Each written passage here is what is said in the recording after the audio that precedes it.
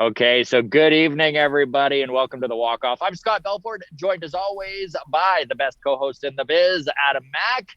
And Hello, what we're hello. doing is we're laying this down Thursday night. So, of course, you're going to be watching this Friday morning, but we're not going to try and fool you and make it seem like we're doing it Friday morning. This was recorded Thursday night. I'm in Arizona currently, and then I'm flying back tomorrow morning. So we figured we'd get this in the bag. That's how dedicated this podcast is, by the way. Even on vacation, when I have to sit here in the heat and drink beer and talk Blue Jays, I am that dedicated to do so. You poor thing, having to sit there Right? in 40-degree weather, drinking a beer, talking Blue Jays. Meanwhile, it was like And plus just a 5 and little, rainy here today, so. we should give a little love to the Battle of Alberta. I'm sporting the hat here. What a game yesterday. Yeah. I've been Flames fan my whole life, so this Battle of Alberta I've been waiting for 31 years, and wow, game one did not disappoint, eh, buddy? 15 goals? Are you kidding me? What the Uh, fuck? I mean, the first 5 minutes disappointed. Sure, if you're an Oiler fan. Yes, which my wife loves to point out, I am not an Oilers fan. I came You are not an upstairs. Oiler fan. I was telling her, I was like, babe, like this game is wild. And she's like, you're not an Oilers fan. You don't really care. This doesn't matter to us. So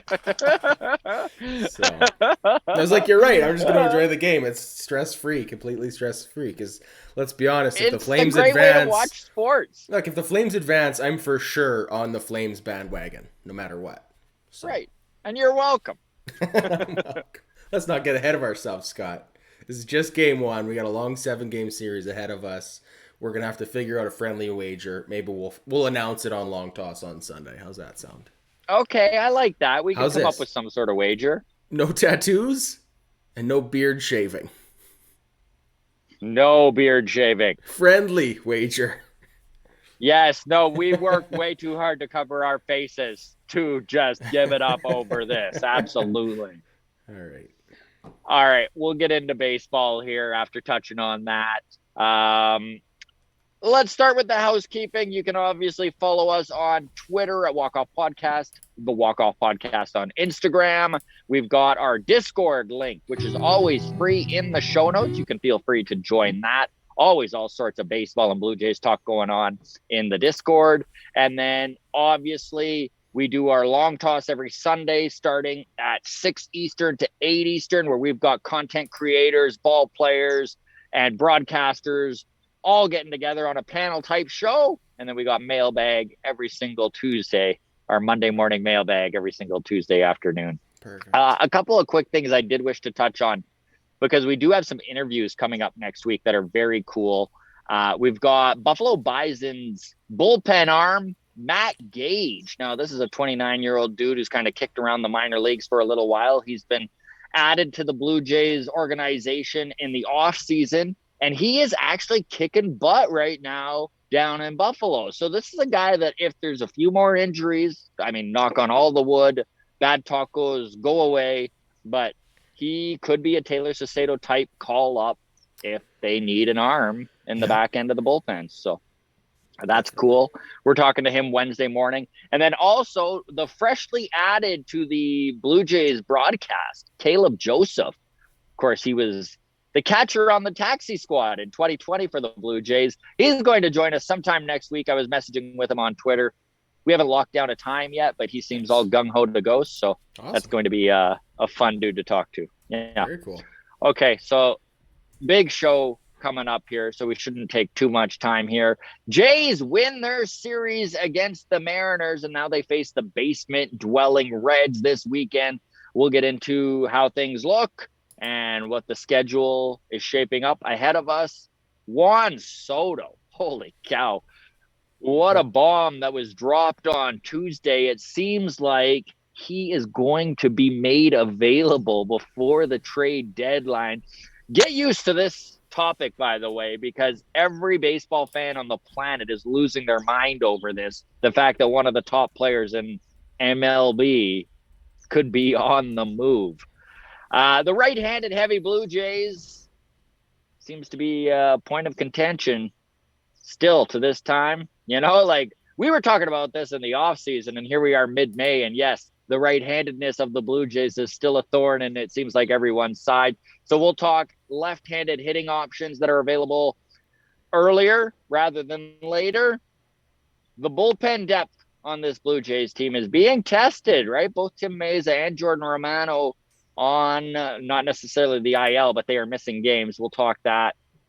Gabriel Moreno, buddy, I don't know if everyone has been paying attention because he started the season super hot, then he got really cold, and now he's just killing it again. And he was pulled from today's game after getting hit in the hand. So we'll talk whether he's all right, if he's going to go on the IL, where he's at, and maybe just go over some of his numbers and what's looking like there and when we could possibly see him called up. A couple of the boys have some big-time hit streaks going. Both Vladdy and Santi continue to swing the bat well, so we'll talk that. And then we will end on I don't know if I want to call it a bummer, but definitely an interesting wrinkle in baseball with Marcus Simeon and what is happening with him with that newly signed contract with the Rangers. Like, is it possible that he's the next Chris Davis? So we'll get into all of this. Yeah. That's a shot. Okay. Let's dive in. Okay. I don't know how you were feeling, but damn, I was hoping for a sweep of the Mariners, dude. Like, it seemed like everything was lining up so nicely. You know, you win the first two games. They won the series going into Wednesday's game. Kevin Gausman, your de facto ace on the bump. Your offense is showing signs of life. I was like, I got ahead of myself too, dude. I was like, oh, yeah, we'll sweep the Mariners, and then it's the Reds. We could be on a 6-game win streak by the end of the weekend. Well, that was... I don't know, a bad move on my part, obviously. How did you feel about that Mariners series? I mean, it was great to see Kikuchi playing to the best of his abilities again. Another great start from him, eh? Yeah, I mean, I don't know if this is the real Kikuchi yet. I still don't know where he's not gonna be Cy Young votes Kikuchi by the end of the year. That's not it. But if we get like a solid 6-inning Kikuchi with like 2 runs a game, like sure, like if his ERA at the end of the year is floating around 3, like under 4, I'm gonna be chef kiss. That is. So I don't know. Yeah, it was a bummer to see Gausman. Like, Gausman pitched well. Not his best outing of the year, but pitched well enough. No, but he figured it out. Yeah. I don't know. It just felt like this is kind of what the Jays do, is they have a letdown game every series. And I'm sick of it, to be honest. Like, it was another the offense couldn't put it together moment. You know, like it was another one of those times where when they took the lead and it was 4-1 in the 6th, I was like, I'm turning the game off, which is insane.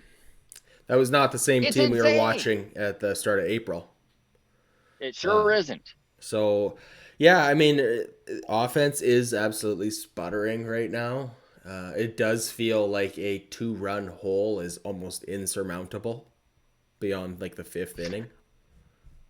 I'm getting sick of talking about it, dude. Like you know what this feels like, Adam? It feels like last year when the bullpen was on fire. And it was just like every week we'd come on the cast and we would be like, okay, it can't get any worse. And then we'd come back a week later and be like, we should have never said that. Right? Like, when you mean when the bullpen was on fire, you mean like in a bad way.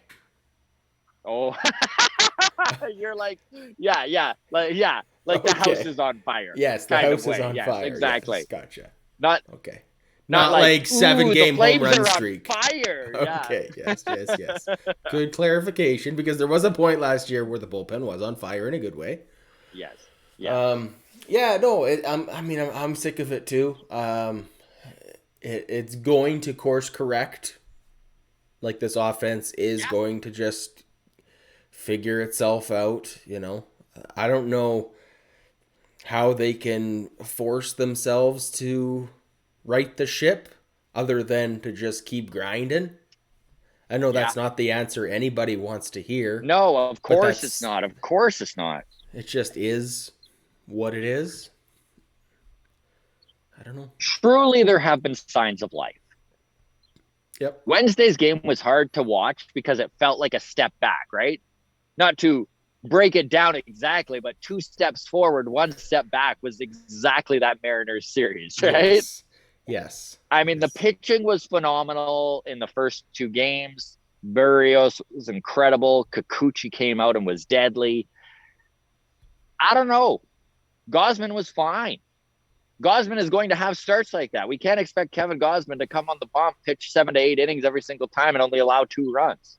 So, I don't know. We got the series win.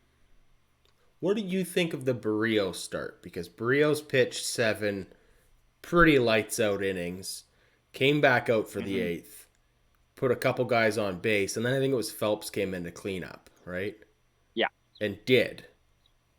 Right? Yeah. Shut the door. He was great. Didn't allow any of those inherited runners to score. This, to me, though, is a story that I'm sick of reading, or I'm getting tired of, where, like, you know, we first saw it with Gausman, who pitched, I think it was 8 shutout innings, right? And then we let him go up there for the 9th, and then he gave up the, you know, first guy gets on base, and now Romano has to come in with a base runner. Thankfully, there's a 3-run lead, but it all made us nervous. I don't know, man. I feel like we're almost getting greedy by having these guys go out there when they've pitched such a gem. Like, how do you feel about this? So, we have talked about this, that Charlie Montoyo is a very loyal man. And he likes to have his guys' backs. And that is what this has been, watching him strut these starting pitchers out 1 extra inning. I feel the same way as you do. But it is really easy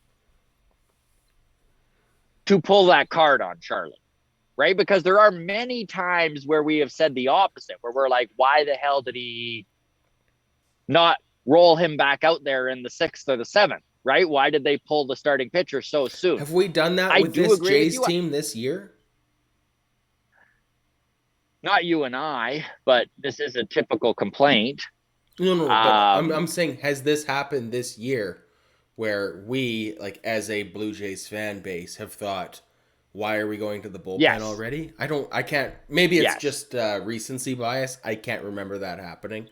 I mean, across the league, and significantly we can, but. Yeah, nothing that strikes, nothing that, there's not an example in my head where I'm like, oh no, well, what about April 27th? But yeah, like. League wide, the easy go-to example is, like, I think it was Snell in the World Series Game 6, right? For the Rays. Third time through the order, gets pulled despite pitching, like, I think it was a 1-hitter at that point. Yes. We were very critical of that call. I don't know, man. I feel like at some point, you know, if we're up 3-0 or we're up 4-0, I know, like, we want to give the bullpen a night off, but it also maybe would be good to just say, look, we got 6 innings out of our starter. This is great. We have a 4-run lead. Let's get some low leverage innings in for, you know, some of these low end bullpen arms. Rather than, like, honestly, let's try and get 3 bullpen innings instead of 4, but they're all going to be high leverage because we're going to roll. I don't know. I don't know. I don't know, Scott. I could be wrong here, buddy. I could be wrong. But I think Tim Mesa being out had a big part to do with that decision. Maybe. On Monday on the Barrios start. I think that Charlie was just trying to get 1 extra and not need to go to somebody else, you know? Well, okay. And also, I guess right now, we kind of don't have Jordan Romano, who has a GI tract issue, which I think is, like, literally bad tacos. If we're being silly about it, right? He upset tummy. He is on antibiotics. He is on antibiotics right now, but who knows? Like, he could be back in the Red Series. We don't know how that works, right? So, I don't know. I agree with you, but we're minute detail, in my opinion. Nitpicking. Yeah. We won the series. we knew we had to in this 15-game stretch. We knew if we're going to go 8-7, we had to take 2 out of 3 from the Mariners. We took care of business. It always sucks to lose the last game of the series when you feel so close to a sweep, but we did it. On to Cincinnati. And that's on to Cincinnati. Okay, the Reds come to town today. Well, I mean, it's Thursday for us, but, we're airing it Friday, so we'll say today. The series starts over the weekend here, and the Blue Jays should handle this. I'll just end it there. They should handle this, right? Yeah. Like, they should handle the Reds. Yeah, I'm not saying that they need a sweep, but, buddy, they need a sweep. Yeah, they need a sweep. Now, the Reds are tricky. The Reds are tricky because they've got really good starting pitching. Like the first game, it's Ryu versus Luis Castillo. Yeah. Yeah. And then you've got Hunter Green, who his last outing, he pitched a no-hitter. I mean, he still got the loss because the Pirates managed to make something small ball their way in the extra innings with the runner on second there. No hits. Hunter Green is the rookie who just throws 100 miles an hour every single pitch. Who throws 100 miles an hour, yeah. Okay, perfect. That sounds easy enough to hit. And then the final game of the series against the Reds is former Blue Jay. Connor Overton is going to be starting for the Reds. He got his major league debut last year with the Jays. And, of course, he lines up against Yusei Kikuchi. Manoa Day is where he faces Hunter Green. So, really, if the Jays can just push through the starting rotation, get into the bullpen, I mean, the Reds are basically fielding a AAA team. They're going to make errors. They're going to make mistakes when it comes to the bullpen pitching and the pitch selection. They need to take advantage of the Cincinnati Reds. Yeah. And let's face it, if they can pull it off, going 5 of 6 possible wins against the Mariners and the Reds is the best we could have hoped for, right? Yeah, it is. I mean, not literally best case scenario. That'd be 6-0, but yeah, I mean, it's 5-1. We is right on track. We need to do it. Like it just needs to happen. Is Joey Votto going to make his return for the Reds? I still haven't seen anything on it. It still hasn't been announced. So I know that, and this is kind of interesting. So the Blue Jays have had the hardest schedule in baseball over the first 5 weeks of the season per Power Rankings Guru. 90% of the teams that the Jays have faced have been over 500. They are also considered to have the 4th easiest schedule in MLB the rest of the year and the easiest of all the AL East teams. So there is some hay to be made here. Right? They have gone through their roughest part of the schedule, and they came out 20-18. We're 20-18 going into a series against the Cincinnati Reds. Yeah, I mean, it should be 23-18 on the other side of this. One more really tough stretch, I think, with the Cardinals, Angels, and White Sox on the other side of this Red series. Look, not ideal. We might not win any of those games. We damn well better. Look, hey man, I agree, but I think 3 out of 9. I think we go 3-6 in that. Yeah. That last stretch against the Cardinals, the Angels, and the White Sox. We go 4 against the Angels, who are on pace to be a 100-win team. They're as hot as anybody. I think if we're at full power and, chugging along on all cylinders, so to speak, whatever cliche you want to say, I think we match up nicely against the Angels. I think that's a good series. We'll maybe see each other in the playoffs. But right now, they're hot, and we are not. I don't know if we can split that series. If they sweep the Reds, that's 5 wins out of 6. That's considered hot. Yeah. All right. All right. Sure. If we sweep the Reds and take 2 out of 3 from the Mariners, that's a hot Jays team. All right. Honestly, I really do think when it comes to the White Sox and the Cardinals that they can take those series. Yes, I would love to see a split of that 4-game series with the Angels. I'll take one of three. If they can come out 4 or 5 wins out of 9, that is acceptable. And then go into June and let's Put the make hammer down. some hay from Make these some hay. bad teams we're going to be facing. So let's take a left-hand turn here because on Tuesday, dude, it was announced by rival executives that the Washington Nationals have been shopping Juan Soto. This is like a bit of a shock, right? You don't see let's face it, Juan Soto is arguably the best player in all of baseball. He's today's Ted Williams. And if he's not the best player in baseball, he is quite easily a top 3 dude.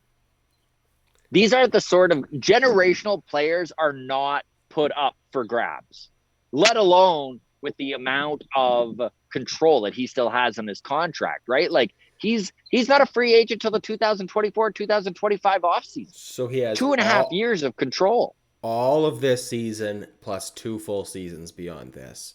Plus 2 full seasons. So, and I've been loving watching everyone on Twitter. I know you're not on Twitter, but every single fan base, there's some reporter that says something like, boy, Juan Soto would be a great fit with the Mets. It's like, no shit. Yeah. No shit. Juan Soto would be a great fit with anybody. Yeah. It really would help turn this Baltimore Orioles franchise around. Like, yeah, of course, cornerstone piece. I mean, it's wild. He's so young. Like you thought the price tag, young. And even the years of control, like, because he's in his arbitration years right now. So, like, just as like a starting point for this conversation, we listened to about 1.5 years of the Jays are in on Jose Ramirez. Oh God. So here's the thing. Jose Ramirez would look great in a Jays uniform. Juan Soto is better, is younger, has more team control. Yeah. So whatever your price tag was for Jose Ramirez, triple it to get Juan Soto. Mm-hmm. So is this even a possibility? No. I don't think so either. But there is a reason to believe that the Nationals would do this. Number one, the ownership is on shaky ground. There's even rumors that they're looking to sell the team right now. They're in a cash crunch. They already made a $350 million offer to Soto that he turned down. I kind of believe that is their best offer. And listen, if you're going to offer $350 million, you got to be prepared to pay it, right? So I think that they kind of put their chips in. So now look at it. Let's say all of those 3 things are true. Cash strapped. Ownership is looking to sell. They already made their best offer to Soto. The Nationals are in a deep rebuild. This team isn't even going to be talked about hitting 500 for 2 to 3 years.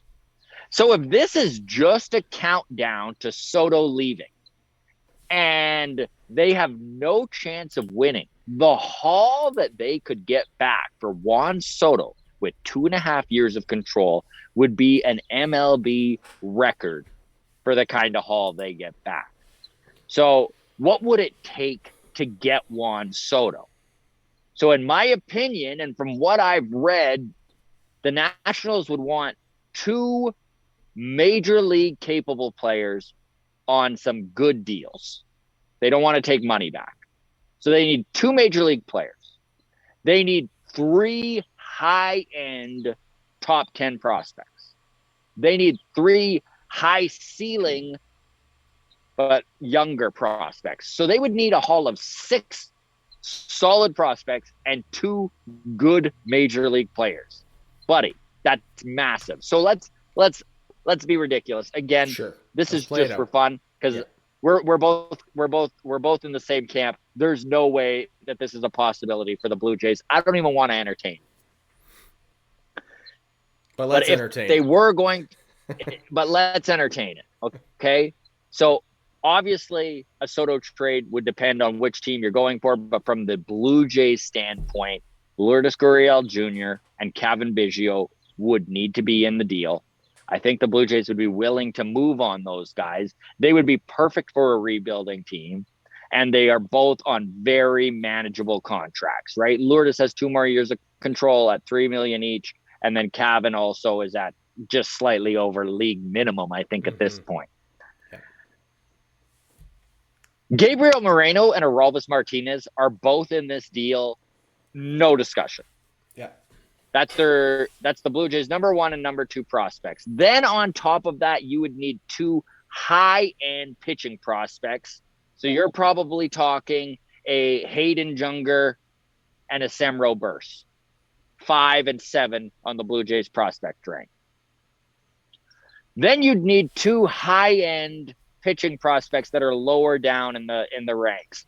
Maybe something like a Nick Frazzo and Ricky Tiedemann. Buddy, the cupboards would be bare. Like, that would be the ultimate, the Blue Jays pushing all of their chips in. This is not how this front office operates. It's never been how this front office operates. Yeah. Should we get into left-handed bats that could actually come this way? Or no, finish? Not yet. Let's, not yet. Okay, so first of all, you just laid out the price tag to get Juan Soto. I'm going to now say, would I pay that price tag for Juan Soto?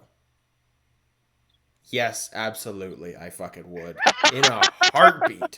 I would pay all of that prospect capital for 3 straight World Series runs. Like, yes. Juan Soto on the Blue Jays, let's make no bones about it. The Blue Jays are instantly World Series favorites. Right? Yes. Now, it's still just on paper. The games need to be played. We all just watched the last 3 weeks of May. We know that having a good lineup only gets you so far, right? That's the best team in baseball with Juan Soto, right? So absolutely. Would I do it? Yeah, absolutely. Would the Jays be able to re-sign Juan Soto and Vladdy and Bo Bichette? No, probably not. Almost certainly not. Not unless we're going to be a luxury tax team for the next decade. And I don't know if the Blue Jays are ready to do that. That being said, even just for 3 years of Juan Soto, I'd fucking do that in a heartbeat. Now, yeah. Oh, me too, buddy. Me too, especially considering, let's face it, if they convinced the Nationals to do something like that, Josh Bell would be tossed in real cheap, right? Yeah. And then you've got like 2 I mean, obviously, I'm being ridiculous. This is a ridiculous scenario. It could never happen. I'm sure whoever the top pitcher for the Nationals has a big contract. He'd get thrown in as well. Like, just take the salary off our hands at this point. We're clearing house, so all of a sudden now we have another starting pitcher. Yes, I'm sure all of that would be part of it. That's a big rental. Do I think this management team wants to go that route? No, I don't think they do. But like, prospects they bust all the time. You know? Yeah. We were just talking Jared Kelenic there with the Mariners on the mailbag episode. I'm not ready to say he's a bust yet, but this is a former 6th overall draft pick. Came up last year, struggled. Broke spring training with the team. Has struggled all year. He just got sent down to AAA again, right? Like, we kind of fool ourselves as a fan base because of how well Bo Bichette and Vladdy have turned out, right? But for every Bo and Vladdy, there's a Cavan Biggio, right? I'm not ready to say Cavan Biggio is a bust, but like, and I know he didn't have the high ceiling that Bichette and Vladdy had either. The others did, yes, yeah. But there's no guarantee Elvis Martinez is, a top-end outfielder in Major League Baseball, right? There's no guarantee that hitting 350 in AAA translate to the Major League level. Injuries happen, whatever the case may be. I would absolutely fucking pay any price to have Juan Soto on this team. Now, like I said, I don't think the Blue Jays front office does it because I think they are playing a little bit more of a sustainable long-term dynasty than just a fucking juggernaut for Yeah. 3 years Then, short term. And then yeah. that was the last management team. This is a different management style. On top of that, I don't think the Nationals are in a position to actually get rid of him. I don't know what they're doing right now. If they just want to see, like, it doesn't hurt to shop him, right? Like, No. it doesn't hurt to take offers or to leak out to the other teams, like, hey, he's available. Let's see your best offer, kind of thing. But I mean, you said it. This ownership is on shaky ground. The Nationals are for sale officially as of this year. Mm-hmm. It is, I believe, now it is being run by the estate of the former owner. I think there was like a passing in that situation. I don't need to get into that in too much detail, but the person who bought the team 16 years ago is no longer the person who owns the team. I believe it's the next generation down, and looks like they're wanting to get out of it, right? And they'll make a fortune in selling a Major League Baseball team for sure. So if they don't have a passion for baseball, it seems like an obvious choice. So with that being said, it's got to be way easier to sell that team when you've got Juan Soto as part of that offer, You would right? think. Like if Yes. I don't know the name of many billionaires, but like if Elon Musk was in the market for a major league sports team, if that was the route he wanted to go, and the Nationals were like, "Hey, look, we've got a team and a stadium, and look at all these prospects." That doesn't get his dick hard, right? But if they're like, "Hey, we got a team and a stadium and like the best player in baseball, and a lot of room under the luxury tax," Elon goes, "Yeah, Juan Soto and all this Twitter money, let's go fucking get a World Series," or whatever he wants to do. But like Juan Soto is such a valuable piece of selling that franchise. I think they'd be crazy to trade him. He wants to go to Mars with Juan Soto. Exactly. Send Juan Soto to Mars. Yeah, I don't think Juan Soto leaves anywhere. We're for sure gonna get a lot of rumors, though. I'm exhausted already about the idea of talking about Juan Soto every day. Ugh. It's because we already blew our load on Jose Ramirez, right? Didn't we, though? It's just I know. It's just the idea of this, yes. and there's going to be legit rumors that come out because this front office kicks cans at everything, and so we're all going to be like, "Do it," because of course we are. Of course. Yeah. All right. Anything else to add there? Should we talk real left-handed hitting options for this Jays? Let's talk real lefty bat options for this team going forward. And we talked about this in the past, that for the most part, any righting of the ship, if you will, when it comes to the offensive end of the game for the Blue Jays is going to need to come from within. There probably isn't going to be reinforcements on the way. And that just makes sense because of the expanded playoffs. And we're still mid-May, right? Yep. But I did kind of comb through some of the options that are out there on teams that are already probably borderline out of it, who would probably look to move a lefty bat. Of course, we talked Josh Bell. We brought him up even as a throw-in with the Juan Soto idea. But like Josh Bell, he's having a heck of a season. He plays some outfield. He plays some first base. He would slide into the DH spot. He would look really good in that number 5 hole, splitting up those righties there. And versatile dude.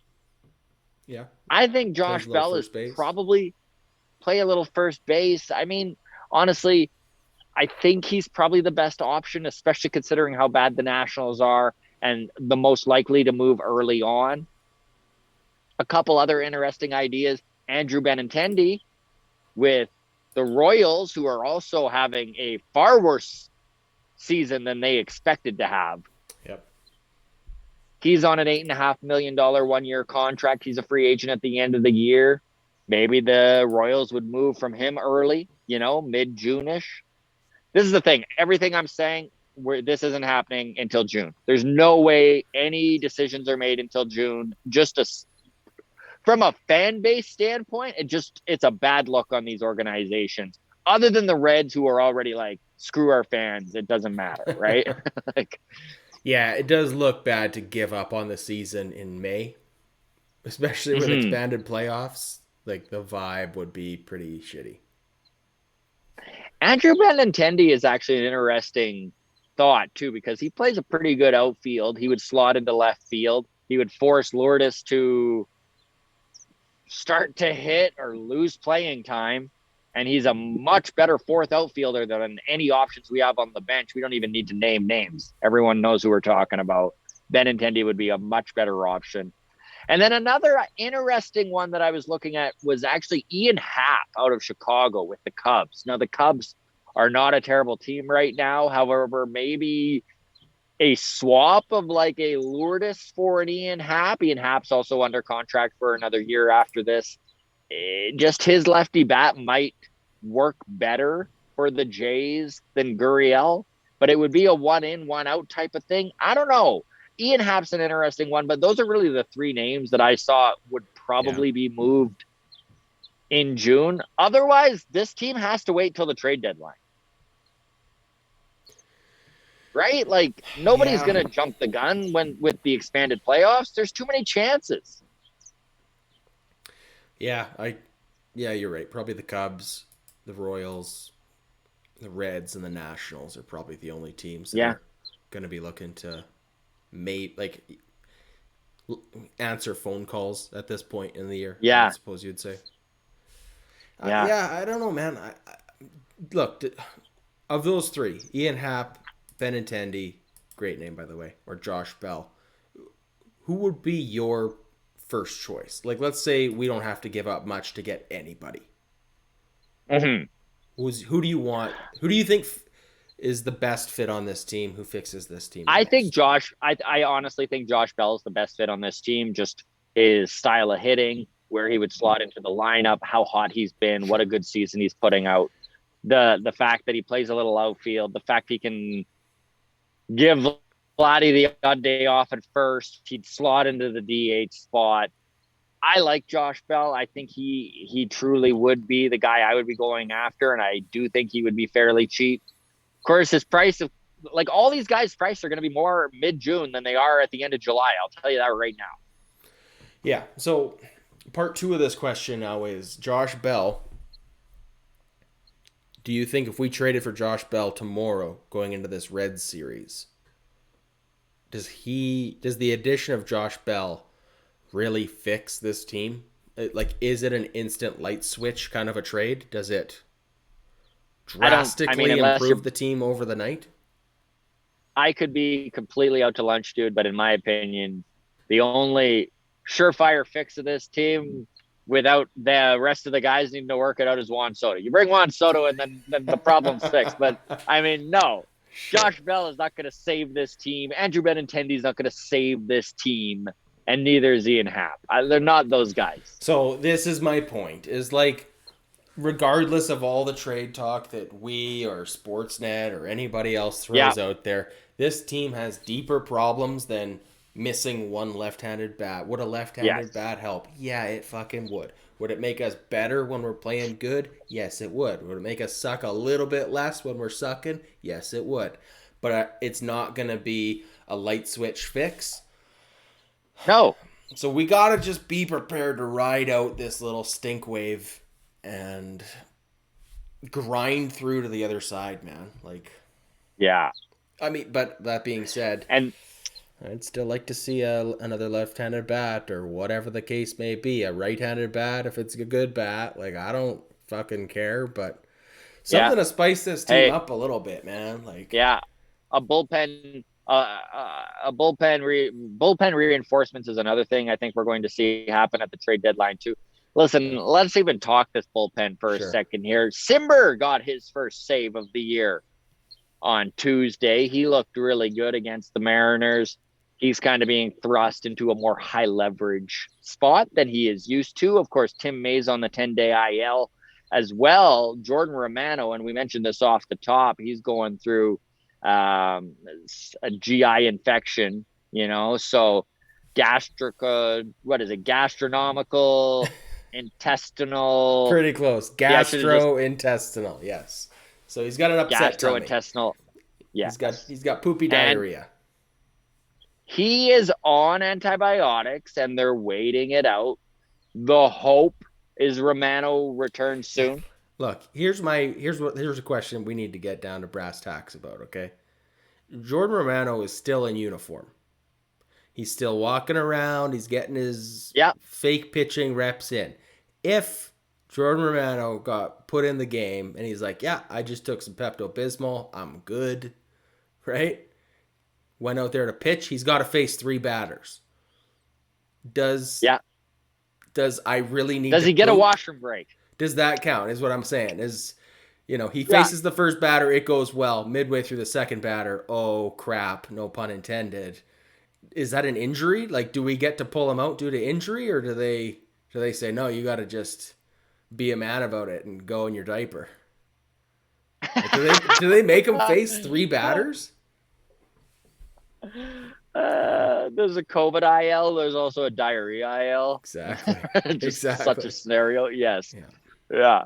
No, I don't know. I mean, it's good that he's not on the IL. Obviously, he's going to be back soon. The hope is in the Reds series. Yeah. We'll see how that goes. Tim Mays is going to be out a little bit longer. It's believed that there is good news with Tim Mays. It's believed that the damage is all isolated to his forearm, Nice. that his elbow is fine structurally, which, thank frickin' goodness, concern, knock of all course, the with wood that that Tommy John surgery and his recent medical history there. exactly. So that is good to hear that it's nothing structural. He's due to come off the IL. I think it's in 4 days, but it doesn't look like that's going to happen. He's probably going to miss a little more time. There's no real timeline for Mesa coming back. Whispers that hopefully come early June. We'll see. But that's a big piece out of this bullpen. That's definitely a high leverage dude. He's our big lefty arm. So this one hurts, but it was nice to see Simber in that Tuesday game come in and shut things down. Yep. Ross Stripling's back in the bullpen. He looked good. Looked good, yeah. There are David Phelps. You brought him up, right? Yep. He really shut things down there when Barrios had his back against the wall. You love to see that.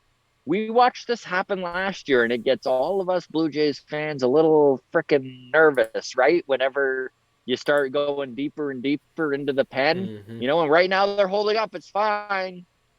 Romano looks like he's going to be back. Hopefully Mays is not out too long, and this is nothing. We can look back and be like, remember when we were sort of worried? It's not a big deal. But, yeah, you don't like to go further into that depth because the more you need to push everybody up, the more chances there is that somebody can't handle it, right? Yeah, exactly.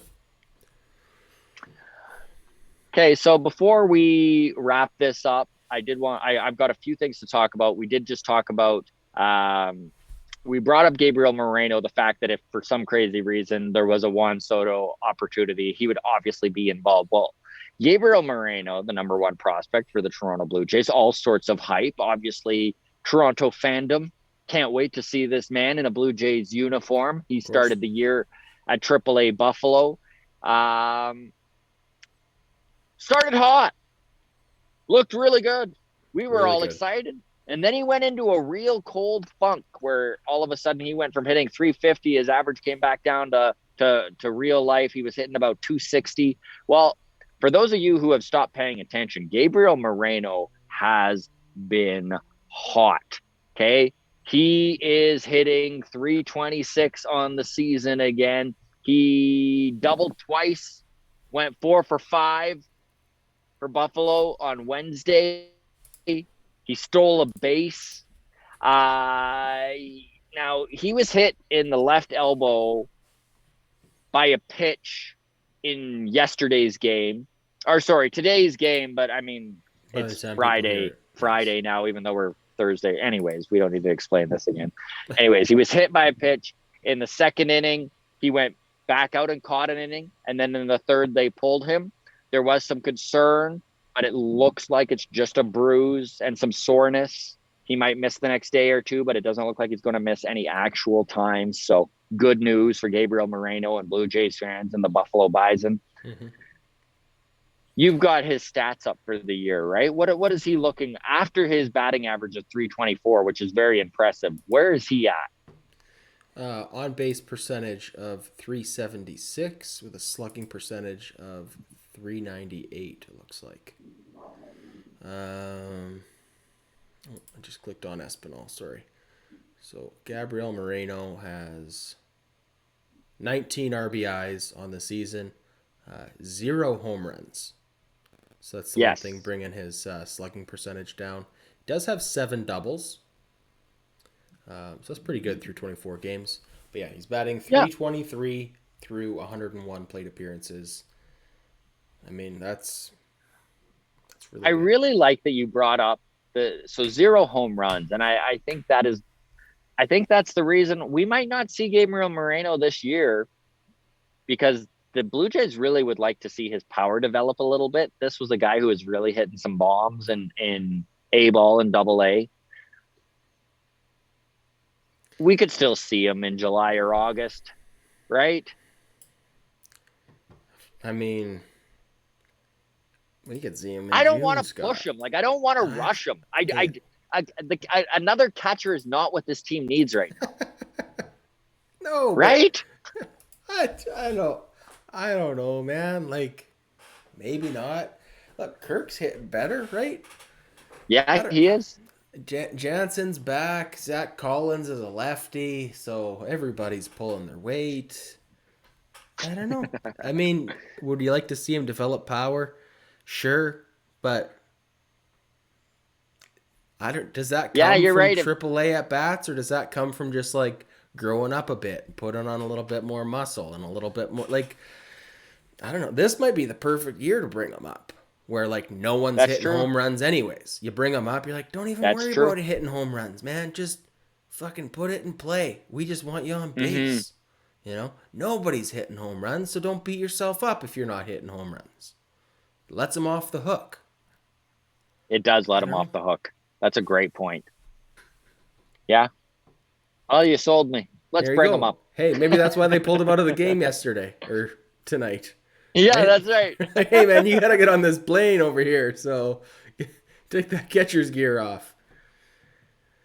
I don't know, man. Okay, so let's go back. Who knows? We could see him soon, Scott. Like, nothing's off the table. No, Alek Manoah threw all my expectations for like what's an appropriate time to bring one of these guys up right out the window. So I don't know. Like, we were so blown away by the team actually bringing up Manoah when they brought him up last year, and then just like how and then he exceeded every expectation. He transitioned into the MLB level. So like, yeah, there's a lot of reasons I could see him just doing it. There's a lot of reasons it doesn't make any sense. You brought it up. Another catcher is not what this team needs. But also, like we talked about it before, maybe we don't bring him up as a catcher. Maybe we just bring him up as a DH. Yeah. You know, we just say. But how does that affect his development as a catcher? You know, there's so many balls in the air here, so I'm really curious to see how this front office deals with it. Gabriel Moreno is a perfect example of why I have no say in what's going on with the Jays. It's just like it's a tough one, and you hate to hurt a kid's development. Also, I'm so excited to see this kid in the major leagues. So, anyways, we'll move on from Gabriel Moreno. Sure. But for all you Blue Jays fans who lost track of where he was at, he's kicking butt again, hitting 324, spraying the ball all over the field. We're seeing some doubles out of him, catching a heck of a game, I hear, as well. And he's really good. I think he's at a 40% stolen base, like throwing runners caught out? Stealing type of percentage, throwing runners out. So he's looking really good. Before we get to the final thing where we talk Marcus Simeon, I did want to bring up there's a couple hit streaks going on currently for the Blue Jays. Vladimir Guerrero Jr. is at a career best. He has 15 hits in 15 games. Well, it's a little more than that, I guess, but really that's more or less. It's like he's getting one hit a game. He's on a 15-game hit streak. His numbers are so, for a 15-game hit streak, average, I would say, and he's not hitting any power. So he's got a 295 batting average, a 400 on base percentage, which is great.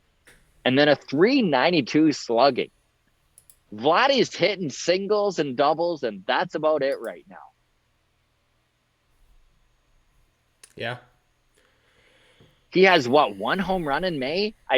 We'd need to look at. I'm just throwing that out there, Sunday, but yeah. Yeah, but it's not. For a guy who's one of his top skills is power. Vladdy has not been hitting the long ball lately, but you brought it up. Nobody is. So, and then Santiago Espinal is also at a career best 12-game hit streak. So let's talk Espinal a little bit, because I know that he is, when it comes for wins above replacement for second baseman, or is it even not just second baseman? Do you have that up for WAR leaders? For the league or for the team? For the league. No, you did not. It might have been, you fucking asshole. Sorry, buddy. Yeah, no. All good. I honestly think it's second baseman in the league. He's like number 5 or something like that. I saw this stat just today and I should have written it down. Here I am in Arizona drinking beer and not doing my job. Santiago Espinal for wins above replacement is around 35 in the entire league. Wow. So impressive. Very impressive. So impressive. What's his line looking like? Because he has been nothing but a godsend for this team. So he is hitting 289 this year with a OPS of 786. So wow. From the second base position, that's elite. Especially this year. He's been so good. And defensively, he's been a wall. Yeah. It's been great. He's played everywhere we've needed him to play. I mean, on the score sheet, he's officially a second baseman, but we've seen him lined up at shortstop. We've seen him lined up in the outfield, given the different shifts. So he's handled everything phenomenally. Passes the eyeball test. I'll say that for sure. This transitions perfectly into how we're going to end the show, by the way, which is Marcus Simeon. No, hold on. Okay. Before we get to Marcus Simeon, I'm calling an audible here. Matt Chapman. I've grown to become a Matt Chapman apologist. I think the lack of Kevin Biggio. I'm filling that void with Matt Chapman this year. Matt Chapman gets shit on quite a bit for his offensive numbers. That batting average right now, 185 on the year. Obviously, an elite defender defensively. And I think that's why his offense is getting picked on, right? Is his defense good enough to make up for those bad offensive numbers, right? So he's hitting 185. He's got 6 home runs, so second most home runs on the team. I just wanted to point this out. Teoscar Hernandez has worse numbers, and nobody seems to shit on Teoscar Hernandez. So where are you on that? Because they have essentially the same batting average, but Chapman's drawing way more walks, so his on-base percentage is about 60 points higher. I know Hernandez has missed some time, missed about a month the season so far. But only has 2 home runs. So, I don't know. I'd say offensively, Matt Chapman is better than Teoscar Hernandez and fucking way better defensively at a premier position. So... No, I agree with everything you just said. I mean, Teoscar Hernandez's timing still is off on his swing. I think he's going to find it. Of course. But, yeah, he has struggled since coming back from injury. He absolutely has. But everybody has struggled. This lineup up and down is struggling, right? Yeah. So, look, I don't know. And that's a good point. With everybody struggling, and then we can move on to Marcus Simeon. But with everyone struggling, everybody's numbers are down. Like, do I think Matt Chapman would be hitting 186 if this offense was firing on all cylinders? No. I think that just by, the being surrounded by, hot offense, his numbers would also go up. So, it's weird. It's such that's the great thing about baseball, right? Is it's such an individual sport played as a team, and everybody, despite it being a series of singular events, it's all interconnected. So, all right, shall we talk Marcus Simeon, former Blue He's looked Jay? awful. He's looked awful. He hasn't even looked like a major league player, dude. Like he's looked just plain terrible. And his stats are showing it, man. I know you've got those pulled up here. So let's let all of Blue Jays Nation know where our former second baseman is at currently right now with the Texas Rangers. Well, he's got a batting average of 173, atrocious. Slugging percentage 223, just as bad. Oh, His wow. OPS of 458. So OPS plus, which by the way is kind of like the easiest one of these for me to look at, because OPS plus is adjusted where like 100 is league average essentially, right? Yeah. And then if you're like 131, that means you're like 30% better than average or whatever. Anyways, his OPS plus is 38. So that's about as bad as it gets. 0 home runs on the year. 62% league average, below league average. Like just So very does bad. he doesn't have a home run yet, right? 0 home runs, correct. I haven't seen this sort of drop off in production since Chris Davis. I hate to keep kind of throwing Marcus under the bus. He did so much for Toronto last year. He had 45 home runs, setting a Major League Baseball record, not just a Blue Jay record, Major League Baseball record for the most home runs ever achieved by a second baseman. The man was elite, finished third in MVP voting, had 102 RBIs, had an OPS that was far above average. The guy was clutch. Part of the reason the Jays made such a...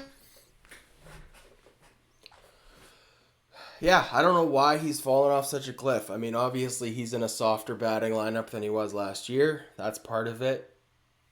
Age is part of it. The sloppy umpires are part of it. Dead balls are part of it. Scott, did I lose you? No, I got you. Sorry. Okay, we're good. So yeah, Yeah, I don't know. good. I don't know what the right answer is with Simeon. That's a big contract. 175 million over 7 years. I mean, they've got him for another 6.5 years. Question: Would you rather be the fan base that has Marcus Simeon on that contract, or $300+ million for Francisco Lindor? Because Francisco Lindor has not looked the same since coming over to the Mets. No, he hasn't. I don't know, man. Both of those are pretty big albatross contracts right now. I mean, Marcus Simeon is 32. I mean, I wish him all the best. Obviously, there is a lot of season left. But the thing with Marcus Simeon is he hasn't even showed signs of life. Like, even his peripheral stats, his exit velo, his balls barreled, hard hit rate, all of that is atrocious across the board. He's not one of those guys where you can look at his stats and be like, it's all going to work out. He's just got to keep hitting the way he's hit, right? Like, that's what we're saying about Matt Chapman. That's what we said about Bo Bichette, right? But the peripheral stats aren't saying that about Marcus Simeon. They're saying that he is god-awful in every aspect. Yeah. I hope he turns it around, man. But if he's so not, he's a very rich man to not play baseball well. Yeah. Last thing I'll add with Francisco Lindor, just to put this in context, he's 28 years old, spent last year and this year with the Mets, was with Cleveland before that. Second in Rookie of the Year votes, 21 years old, then finished 9th in MVP votes, 5th in MVP votes, 6th in MVP votes, 15th in MVP votes, and then of course the shortened season, no MVP votes there. He's got 2 Gold Gloves, 2 Silver Sluggers, 4 All-Stars, all before the age of 26. Had a career batting average of 285 with the Cleveland Guardians, and now with the New York Mets over a season and a half has a batting average of 230, so 55 points below Wow. his career pace. Wild. He's got a big Wild. $300 million contract. So there's 2 scary contracts. Kind of makes you pucker the old butthole when you think about offering Bo or Vladdy big money like that. Agreed. But I say all right, well, this was a long one. Let's leave it at that, my friend. Okay. We will see you Sunday for the long toss. Of course, good. 6 Eastern to 8 Eastern for everybody. For all of you watching who stuck around to the end, I'll just show you the cactuses here.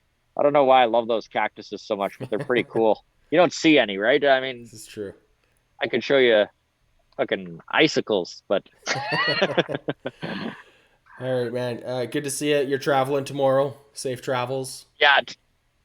Thanks, buddy. We'll see you on Sunday. All the best. Cheers. Cheers, everybody.